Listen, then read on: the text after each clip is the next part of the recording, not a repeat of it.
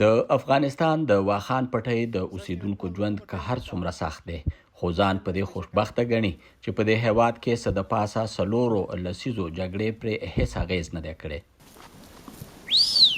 واخان پټۍ د پاکستان، چین او تاجکستان سره سرحدونه لري او اوسیدونکي یې ورته د دنیا بام هم وایي.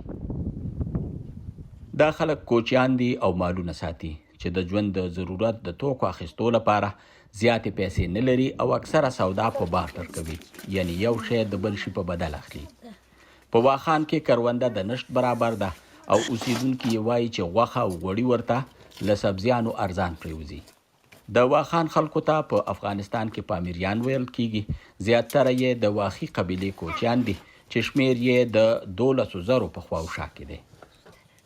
د واخي قبیلې یوه مشره میرمن سلطان بیګم وایي هیڅ نه ده خبر چې مجاهدین څوک وو، طالبان څوک دي، دوی کله د هیواد واک ترلاسه کړی او کله یې حکومت نسکور شوی دی.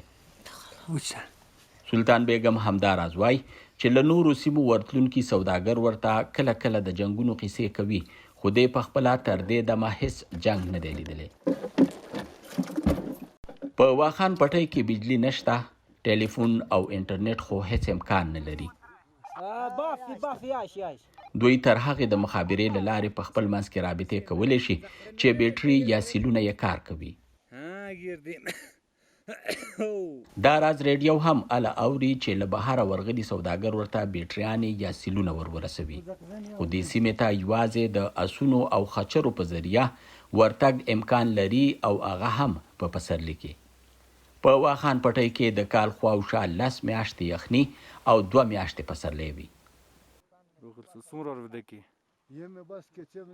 د دې سیمې اوسیدونکي که یوې خواته له جنګونو په امان دي، نو بلې خواته د داروګانو د نشتوالي له وجې اکثره د معمولي ناروغیو په نتیجه کې هم ژوند له لاسه ورکړي. دا راز د نظر په نامه یو واخي تن AFP ته ویلي چې دلته زیاتره خلک په اپیمو عادت شوي او اوس بغیر له دې وخت نشي تیرولی. د واخان پټۍ په اخري برخه کې خواوشا 1100 کرغیز کوچیان هم میشت دي. د افغانستان پخوانی حکومت د چین په مرسته واخان پټۍ ته د سړکونو او بنیادي سهولتونو رسولو لپاره پلان جوړ کړی و چې تر اوسه عملي شوی نه دی. خو پوښتنه دا ده چې آیا د پرمختګ سره به هم دا سیمه دغه شان له جنګونو په امان پاتې شي؟